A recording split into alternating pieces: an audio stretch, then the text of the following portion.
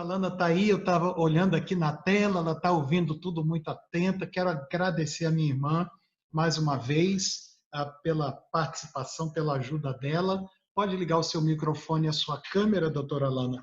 E, bem, a gente ouviu aqui o Walter falar sobre o aspecto tecnológico, ouvimos a Patrícia falar sobre o aspecto pedagógico, como é que a tecnologia está sendo usada no ambiente escolar, quais são os cuidados, mas a gente queria também ouvir sobre os aspectos clínicos, os aspectos médicos, porque muito se fala sobre os prejuízos para a saúde, o desenvolvimento da criança, que precocemente acessa a tecnologia, os efeitos disso no desenvolvimento cognitivo da criança. Esse perigo existe? Quando é que ele é mais grave? Em quais situações? Existe algum benefício para a criança no uso da tecnologia? Foi lançada essa campanha pela Sociedade Brasileira de Pediatria, através desse manual, agora em fevereiro desse ano, mais menos tela, mais saúde. Para quê? Para promover um bem-estar, né? Devido ao aumento do número de diagnósticos, o aumento do número de percepções de crianças com alterações comportamentais, de crianças com diagnóstico de déficit de atenção, com crianças hiperativas, com crianças que abrem a porta de qualquer emergência, de qualquer consultório já com o celularzinho ou o tabletzinho do lado. Então, assim, desde 2016, teve-se essa preocupação desse uso excessivo de tecnologia.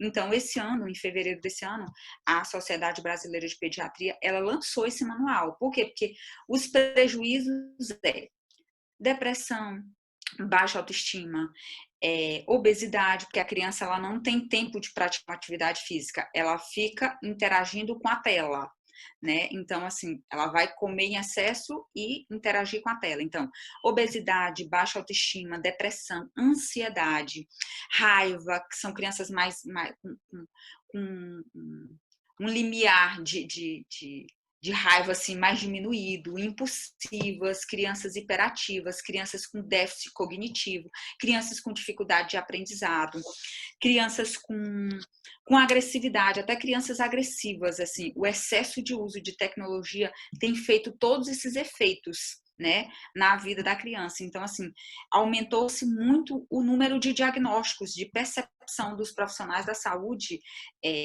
profissionais da saúde pediátricos com relação a isso, né?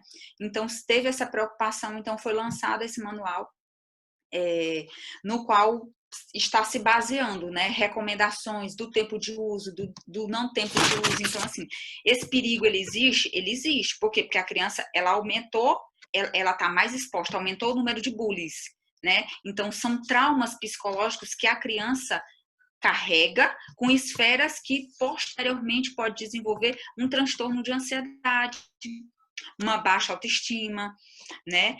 A falta de privacidade. Por quê? Porque a criança ela é exposta de uma forma mais precoce às mídias sociais, né? Existe também uma desconstrução dos vínculos sociais. A criança ela interage com a tela e esquece de interagir com o meio, né? Com as pessoas ao redor, com outras crianças, com os pais, com parentes, enfim. A perda de consciência de realidade. Por quê? Porque ela ela quer viver aquele mundo da tela, o mundo do super-herói, o mundo da menina blogueira que posta aquilo, então ela começa a querer viver aquele mundo e esquecer da sua própria realidade. Então esse perigo, ele existe. E assim, quando é que ele é mais grave? Quando os pais ou os cuidadores, eles percebem os prejuízos em atividades, em compromissos que eram importantes para a criança, e a partir daquele momento ele começa a haver um desinteresse por aquilo que era importante. Um passeio, a atividade escolar, um desinteresse total. Então, assim, isso acontece em crianças com idade maiores, né? Os adolescentes. Em idade menores, ocorre o quê? Um prejuízo no sono, né? Alterações comportamentais significativas, aquela criança impulsiva, aquela criança com limiar de tolerância muito baixo, uma criança que ela age de uma forma literalmente impossível. Ela não pensa, não que a criança tenha maturidade para pensar nos seus atos, mas aquela criança que não é exposta de uma forma muito excessiva às tecnologias, elas são mais calmas. É visível através dos profissionais de saúde, aquela criança que chega no consultório de uma forma mais calma e aquela que é mais agressiva, ela é mais conversadeira, mais impulsiva, de certa forma ela é impulsiva. Então, assim, quando você pergunta pela rotina da criança, mãe, como é a rotina? E ela tá o tempo todo puxando a mãe. É uma coisa que a gente observa muito. Ela puxa a mãe porque ela quer tomar o celular, então ela mete a mão na bolsa da mãe, literalmente. Eu já presenciei isso várias vezes. Então, assim, a gente percebe nitidamente essas alterações comportamentais quando as crianças elas são expostas de uma forma excessiva ao uso de tecnologias, de mídias sociais. Então, existe algum benefício, como os nossos irmãos anteriores falaram? Ela não é só para o mal, ela também é para o bem, né? Existe algum benefício para a criança que tem acesso a essas tecnologias? Existe. Ela desenvolve habilidades, porque elas executam várias funções ao mesmo tempo. Ela responde uma mensagem, ela ouve uma música, ela pesquisa alguma coisa sobre um teor acadêmico, né? Então, existe o benefício também da tecnologia, não é só o malefício. Então, é assim, ela abre um leque de oportunidades, ela pode conversar com pessoas de outros países, ela pode aprender outras línguas, outros idiomas. Então, assim, ela não é só mal, ela também é do bem. E nesse manual ele diz o seguinte, que não é a proibição, e sim o uso consciente e com supervisão. Então, se for usado de forma consciente e com supervisão, é aí onde está o sucesso da internet, da exposição. E assim, os estudos científicos, eles dizem muito a respeito disso. As principais recomendações a essas tecnologias digitais. Crianças menores de 2 anos de idade, elas não podem ser expostas a smartphone, a tablet. Elas não podem. É proibido. Por quê? Porque ela funciona, ela libera um hormônio, né? Que é o hormônio do prazer. Então, assim, a tecnologia para as crianças menores de 2 anos de idade tem funcionado como a cocaína para os usuários, as pessoas que são dependentes. Então, existem estudos isso, mas assim, eu estou entrando mais na psiquiatria aí, que foi feita uma comparação. O que o hormônio que é liberado, né, com a cocaína, o uso crônico da cocaína, e o uso de telas em crianças menores de 2 anos de idade. Então, outra recomendação, crianças de 2 a 5 anos de idade, elas podem ter, no máximo, 1 hora de tela de exposição a essas tecnologias com supervisão, sempre com supervisão, né? O irmão falou aí anteriormente a forma que se pode fazer o rastreio, né? E crianças de 5 a 10 anos de idade, no máximo 2 horas de exposição, no máximo diária, aquelas crianças que são bem viciadas, né? Aquelas crianças no qual os pais perdem um pouco o controle, né? Criar regras em casa, criar regras no ambiente familiar, na hora da refeição, nada de exposição a tecnologias, que é Opa, o que tem acontecido. então deixa eu interromper a senhora, que a senhora chegou no ponto que eu estava esperando para a galinha pintadinha em cima da mesa para distrair a criança e enfiar a colher na boca da criança. O que é Nem isso, minha irmã?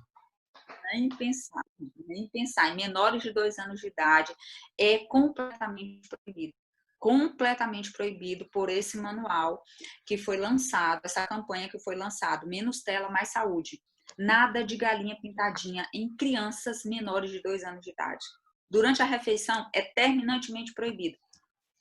De 2 a 5 anos de idade, 1 hora. De 5 a 10 anos de idade, 2 horas, sempre com supervisão.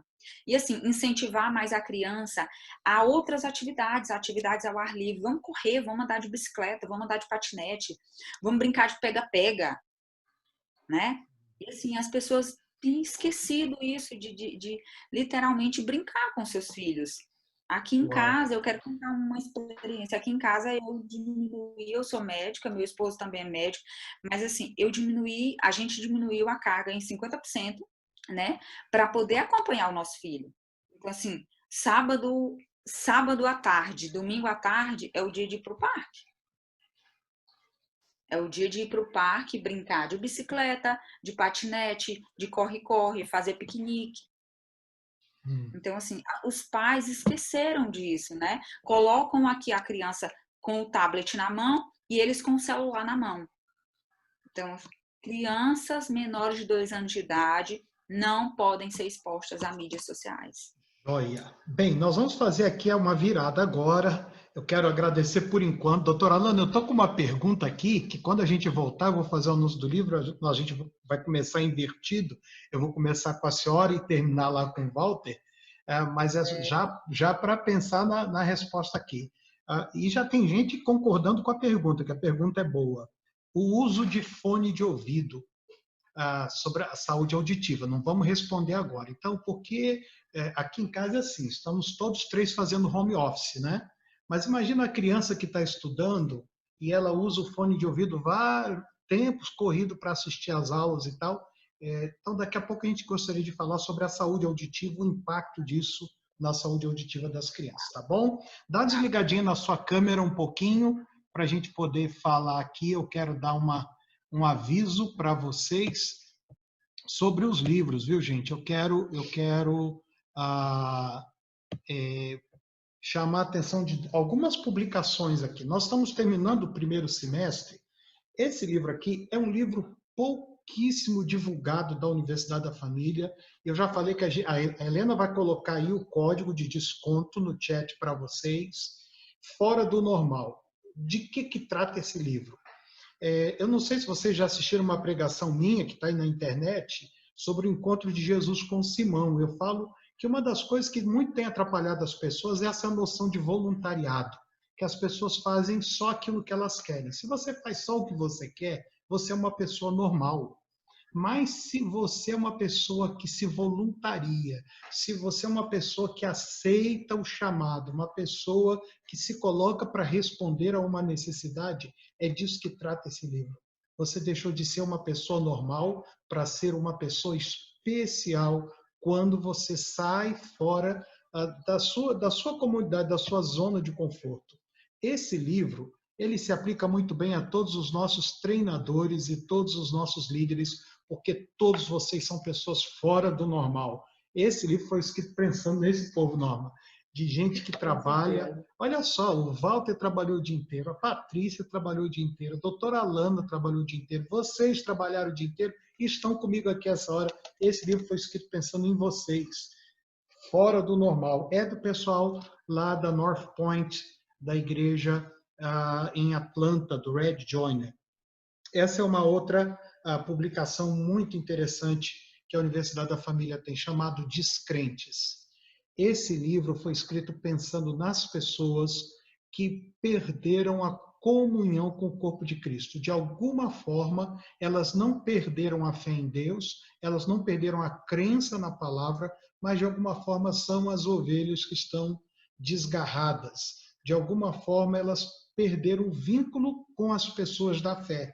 Elas estão andando sozinhas, elas não têm vínculo com ninguém, elas não participam de uma comunidade, elas não participam de um ministério, elas não têm nada. Então, esse é um outro livro que eu quero compartilhar com vocês, e a base desse livro é o cristianismo está com uma imagem ruim, as pessoas não querem, muita gente não quer ter a sua pessoa associada com a imagem que o cristianismo tem passado. Gandhi dizia assim: eu amo o Cristo de vocês, eu não gosto do cristianismo de vocês, não é?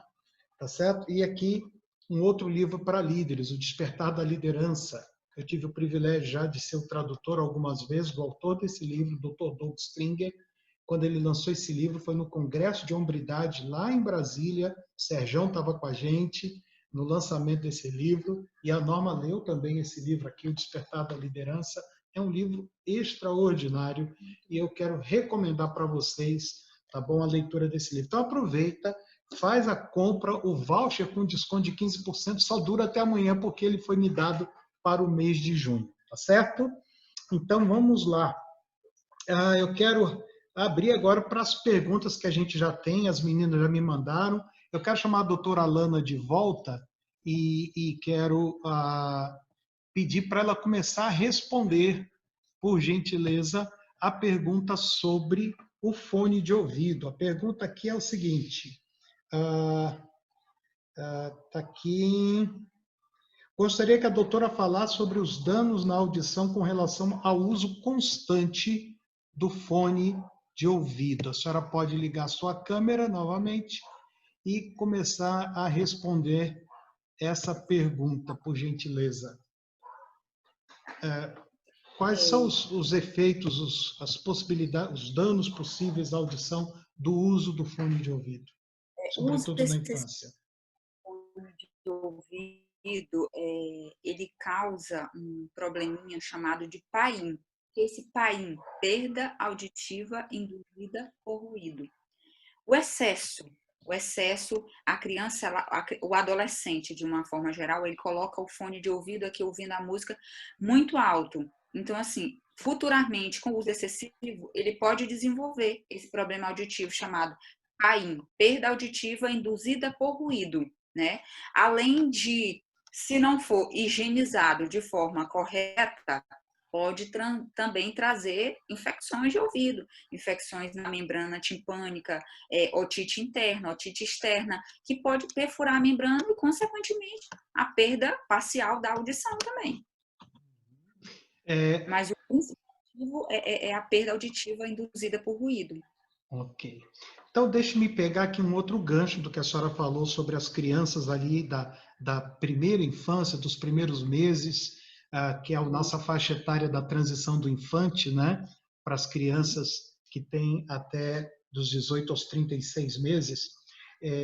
O Gary Ezzo fala que quando a criança fica muito tempo nos jogos eletrônicos, aquelas realidades são realidades pré-programadas e elas não incentivam a criatividade, elas não abrem a perspectiva da criança em termos de criatividade, em termos de um raciocínio mais amplo, porque ela trabalha dentro de um ambiente fechado daquela programação. O quanto isso pode afetar o desenvolvimento neurológico, cognitivo da criança, ficar sempre daquele mundo travadinho da programação daquele jogo? É exatamente isso. Esse prejuízo é a dificuldade de aprendizado, é a falta de criatividade. A criança, ela começa a vivenciar exatamente, é a perda de consciência de realidade. Ela as crianças de hoje, que são muito expostas, elas não são mais criativas como as crianças de antigamente, né? As crianças de outra geração. Elas começam a não usar, porque quando dá um palito de picolé, ela pode pintar o palito de picolé, fazer uma marionete, ela pode fazer uma ponte, e as crianças de hoje não. Pega o palito de picolé, pegou, chupou o palito de fora. Então elas não têm mais criatividade. Então existe um déficit cognitivo, existe uma dificuldade de concentração, existe uma perda no aprendizado. Uau! Aqui eu tenho duas perguntas que eu vou fazer todas juntas. Uma é a dona Herma, que foi a provocadora do tema da nossa conferência, né? Ela fala quais seriam os danos no aprendizado no que diz respeito à fala, à comunicação da criança, se ela está o tempo todo nesse ambiente virtual. E segundo, existe alguma relação desse uso abusivo de tecnologia e a prevalência de autismo em criança? Existe alguma conexão? Esse prejuízo é uma coisa entrelaçada na outra. Com o uso excessivo, então, assim, a criança até 18 meses de vida, ela tem que estar falando, no mínimo, 18 palavras. Com o excesso de tecnologia, como a gente nota atualmente, em qualquer outro lugar, até nas nossas igrejas. Até nas nossas igrejas a gente vê os pais entregarem um celular para os filhos, né? Então, assim, a criança, ela desenvolve transtornos de linguagem, ela tem mais dificuldade, ela tem déficit de aprendizado exatamente por causa do uso excessivo de telas. A criança com 6 meses de vida, ela já é exposta à galinha pintadinha e até 18 meses, quando a criança chega no consultório, você pergunta: mãe, quantas palavras, Dona Maria, Dona Célia, quantas palavras o Heitor está falando? Ele está com 18 meses. Vamos lá, Heitor, bom dia. Se a criança já não te olha, tu já liga o alerta, literalmente. Você pergunta: mãe, quantas palavras ele está falando? Já fala vovô, vovó, então bó, titi, titia, mãe, pá. Não, doutora, não fala, só fala 5 palavras. Então, você já liga o alerta. Por quê? Porque a criança já existe um déficit de aprendizado. Já existe ali um atraso no desenvolvimento. E a fala é o primeiro meio de comunicação, né? Se a fala não está desenvolvida, as outras habilidades da criança não serão desenvolvidas. Consequentemente, não serão desenvolvidas. E o autista, pela questão que ele não interage, é uma das características do autismo, né? Interação social. Se ele está ali exposto, por natureza, o problema já é de não interação social. E por isso, a natureza do problema. E se ele é exposto a telas, aí vai ser muito mais difícil da equipe multidisciplinar, que é a psicóloga, a TO, a fono, de desenvolver essa criança. Porque ele está exposto à luz, a movimentos, e ele começa a perder a sua consciência de realidade. Meu Senhor. Muito obrigado, doutora Alana, por essas palavras tão esclarecedoras.